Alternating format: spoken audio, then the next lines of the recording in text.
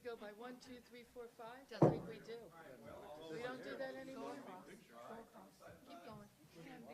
Teresa, you're tiny, Teresa. I'll fall off. Oh, me too. This way, guys. You gotta go this way. I'm going to get her. Yep. You gotta go this way. Are you being bossy? Yes. I'm Catherine. You know how my meetings go. We're in Florida. I can't what? I know, it's way too hot. No. Hey, why we don't need, what do we? We get behind somebody. Watch that last step. Yeah, really. Yeah. Watch the edge. We don't have sand.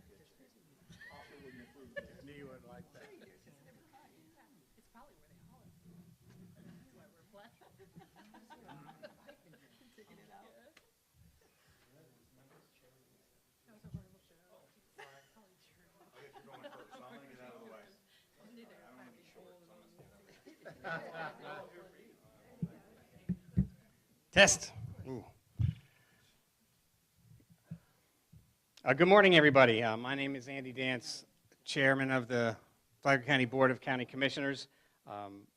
Proud to be here today, and on behalf of my fellow commissioners and the other elected officials behind me, we welcome you today. It's no secret that our beaches are more than just beautiful scenery. They are the backbone of our community's natural infrastructure, economy, and identity. Over the last decade, storms and hurricanes have reminded us how fragile our coastline is, but also how resilient Flagler County can be when we work hand in hand with our partners. Today, we're honored to welcome a congressman who is committed to joining us in this important effort. He has long understood the significance of Florida's beaches and is ready to help strengthen federal support for Flagler County. Please join me in welcoming Congressman Randy Fine.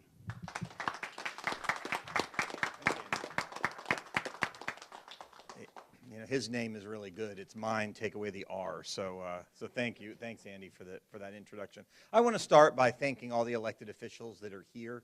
You know, making this part of Florida the best place in the country to live, to grow, to raise a family. It's a team effort. What we do in Washington gets a lot of the attention, but when most people have a problem that they need help with, it's their garbage picked up, their road needs to be paved, their beach has a problem, it's local elected officials that they call. And so I'm really glad that these guys are here with me today as we celebrate an achievement that happened really, really fast, proving why I am not a good politician. But we've got from the County Commission here in Flagler, Andy Dance, Leanne Pennington, Kim Carney, Pam Richardson, and Gregory Hansen. And I do want to note that I want to thank Commissioner Hansen for 8+ years working to protect the beach. We're building on his shoulders today. We've got County Administrator Heidi Petito, Palm Coast Vice Mayor Teresa Carly Pontieri. She's doing a great job. I hear she may be making a big announcement about her future to serve Flagler in a new way. Looking forward to hearing about that. Not today, but soon. Flagler Beach Commissioner Rick Bellhumer, Flagler Beach Manager Dale Martin, Bunnell Mayor Robinson, who's also my landlord, so I have to be very nice to her. Our office is just down the street. Flagler Beach City Manager, GOP Chairman Perry, you're over there somewhere, not up here with us, but good to see you, Perry. Flagler Beach, John Cunningham, and Mike Martin, who's with Mosquito Control and is going to be giving me a tour of how those efforts are happening tomorrow. But we're here because over the 5-week August recess, I've had the ability to make over 70 stops throughout the district. It's sort of, we feel like we're making a lot of figure eights. I was like, yeah, I was just there. My district is bigger than the state of Connecticut. So we've been all over the 6 counties over the last 5 weeks. This is probably our 75th stop that we've made. And sometimes I learn about problems when I'm making these visits. When I was in Flagler County, it was probably just 2 weeks ago, right? 2 weeks ago, I came to do a tour of the beaches. And the beaches are something I know a lot about. I live on the beach. So I understand the challenge of what it means for beach restoration of the dune. And I have the distinction of my family having lost 2 houses in hurricanes. My parents in 2004, me in 2016. And so I understand the importance of beaches. And we took a tour of the beaches. I was not dressed appropriately. I was wearing a suit. That was not the easiest thing. But we were talking as we went to the beach. I said, what do you need from me? Because I always try to get to the punchline. What do you need me to do? How can I help? And what I was told by Andy and the other folks from Flagler County is we have $9 million that's waiting, that's approved, that's in the budget, that we've already gotten for the beaches, but we can't get a signature out of Washington. What, you don't want more money? No, it's already approved. You just are waiting on a signature. Yes. You've been waiting a long time? Yes. I'm like, well, that's something I ought to be able to go and fix. So as I drove away from the tour, I started making phone calls. And lo and behold, a few days later, all it took was those calls. It helps that I have friends in Washington now, but we got that signature on that letter, and that $9 million is delivered. And so we're here today to commemorate that, because we need to make sure that our beaches are protected. But there's more to be done. The other things that I've learned, and I've learned this not only in Flagler County, but around my district, that people are waiting years to be reimbursed for FEMA. So we hear FEMA, FEMA, FEMA. The Democrats love to talk about FEMA. It doesn't matter how big FEMA is. If you've got to wait 5 years to get paid back for the expenses that you have when there's a hurricane, if you have to take out a loan from the bank and pay interest on it to cover your expenses, I'm not sure how much good it is. And so we're also working, and we've already gotten the federal government to take a look, relook at the Milton expenses that were incurred here a few years ago. The point is the federal government needs to serve the people of Florida. And it's one thing to talk about how big it is and how many employees, and those metrics are fine and good. But at the end of the day, it's not about how big the government is. It's not about how many employees it has. It's about, is it serving the needs of the people? I was an entrepreneur for 22 years. I learned that size does not necessarily indicate results.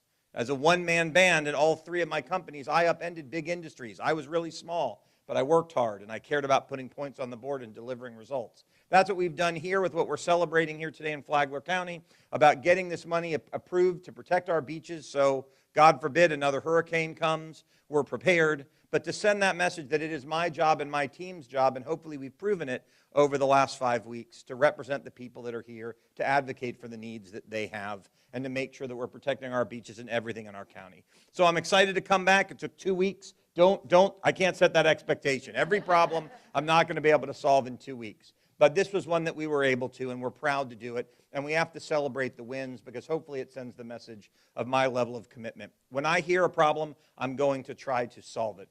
That is why I'm elected, to serve the people that I have the honor to serve. So with that, I'm happy to answer any questions that the media happens to have. And I really appreciate all these guys coming up and standing with me today. They can talk too. That's all right.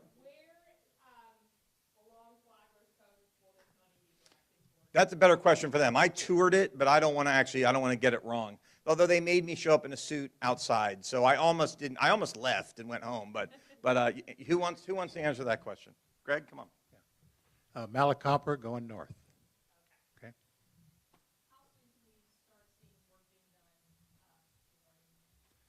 I'm not sure on that. I'm not going to guess, but it's soon, very soon. It's a marine land, right? Yeah, marine land. Come on, Ansley. Introduce her, please. This is Miss Ainsley Wren. She is our county engineer for the beach. And we had a great conversation, because you were shocked. I knew a lot about the beach. I know. From the second I met you, I was like, oh, he gets it. Yep. So, yeah, no, we had a great tour. I appreciate the congressman being here. Now that we do have the funding for the project, we already have a contractor on site that's doing a dune restoration project for us. So he'll just continue north so we can implement this project November 1st is what we're looking at. Stay up here in case they have any other questions. The source, that's.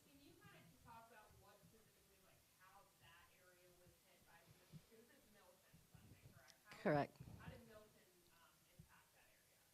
So that part of the coast is lower lying, and so just the small storm surge from Milton, which was 2 to 3 feet, was right at the top of the dune, and it did erode most of the dune in that area. So it is critical to repair that dune. And that work is looking to start November 1st, you were saying, correct? That's correct, yes. Okay.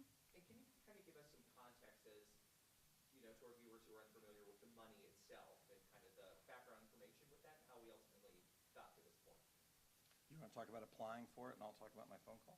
Sure. Sounds good. Yep. So as soon as Milton was over, we did a post-storm survey.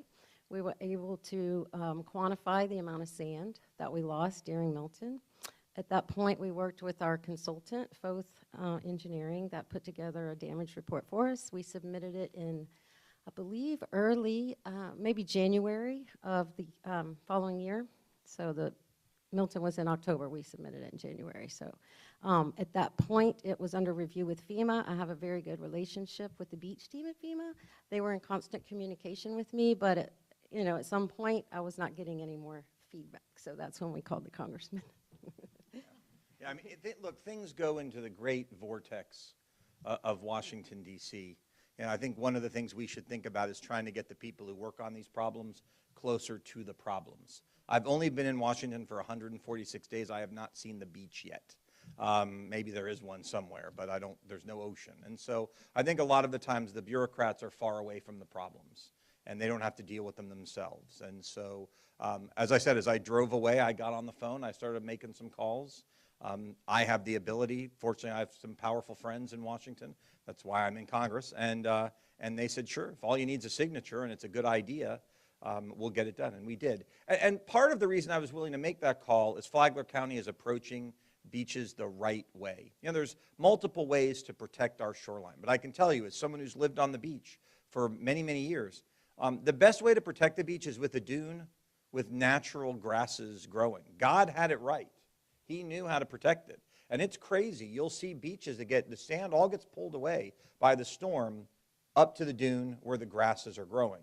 It is the roots that hold the dune in place, that hold the sand in place and protect things. And so given that that is the approach that wanted to be taken here as opposed to other sorts of man-made systems that ultimately don't work, I was very, very excited to help because that is the solution to our beach problems. We have to return to natural dunes with natural growth on those dunes to hold the sand into place. The sand will always come and go, but it is the dune if properly built and properly protected. And part of the challenge is you can build the dune and you can plant the plants, but it takes a while for those roots to grow deep enough, and we have to cross our fingers and hope we have a couple of years with no storms in order to get those roots deep into place. But you do that, and again, the plants will hold the sand in place and they will protect the dune.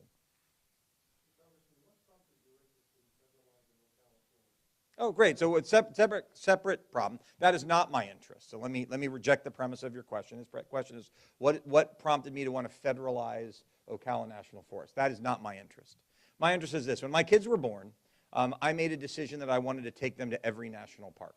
They are America's best idea.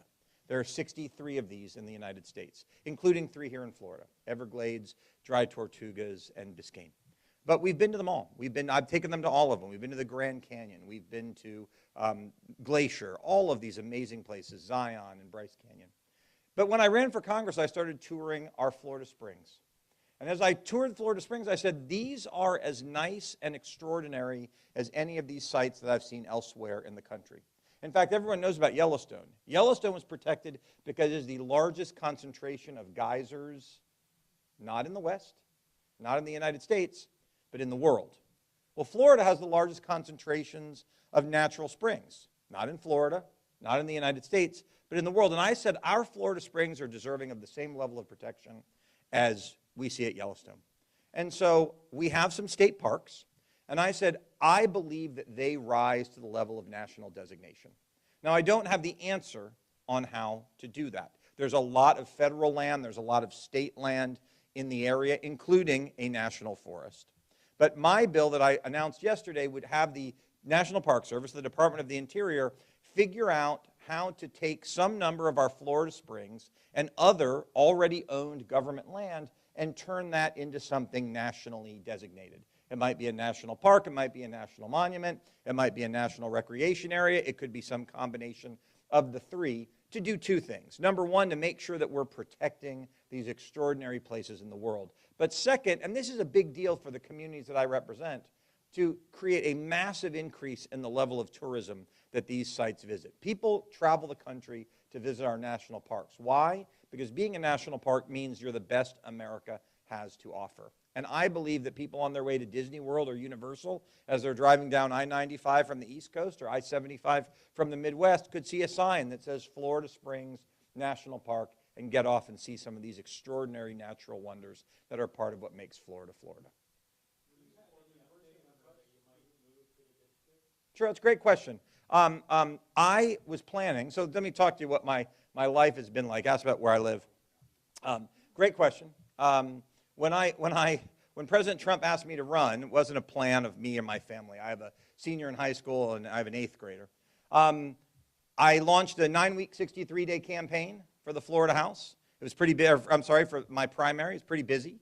I actually tried to serve. I did serve in the Senate at that same time. In fact, I found out that I won my primary, not in the district, but I was in Tallahassee presenting what is now the strongest anti-illegal immigration bill in the country. And then a 9-week, 63-day election, general election.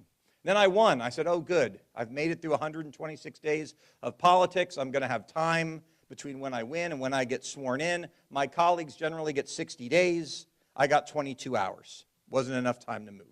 So I went to Washington, D.C., and over the past 146 days, I focused on opening 6 offices, building a staff, and voting on 139 things. I've made every vote of those 139. Our plan, it's not so easy. I'm not a single guy. I have a family, and I've got kids in school. Our plan had been during the August recess, the period that we are in right now, to figure out where in this district that is larger than the state of Connecticut to move. It's very big. People say move to the district. They don't mean that. They mean move to their town. But this is 6 counties. So where would be the right place for my family to go? And right when that was beginning, Governor DeSantis started to talk about redistricting. And so we don't actually know what the district lines will be. To give you a sense of things, Flagler County was in this district before. 2 of the 6 counties I represent now were not in the district prior to redistricting. 50% of Volusia County was in the district and now is not. And without knowing what those ultimate lines will be, I'm not going to move my family twice. So when we have certainty around what those district lines are going to look like, when we have the time, we will revisit that decision. But unfortunately, we had a plan, and then that plan got messed up by others. We'll take 2 more questions. Yeah.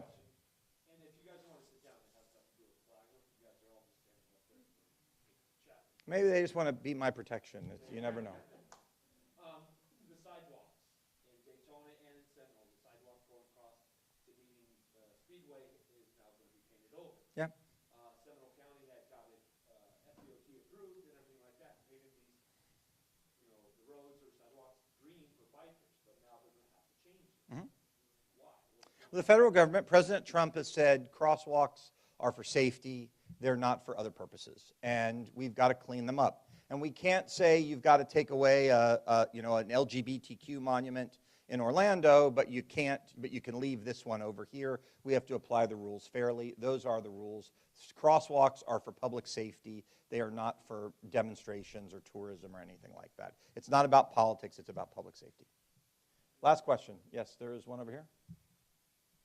All right, well, if we don't have any more, good. Then I'll wrap up. I just want to thank all of you for coming. I want to thank all these guys for being here. It's an honor to have them be here. It's been a great 5 weeks, and I'm excited about seeing what the next 146 days holds. All right, I said I'd have one more question, so yes. Just the one last thing I had is, what do you think the future of the beach looks like? Well, I hope it's still there. I mean, look, the future, this is what makes Florida, Florida. I tell people all the time, we have to be careful.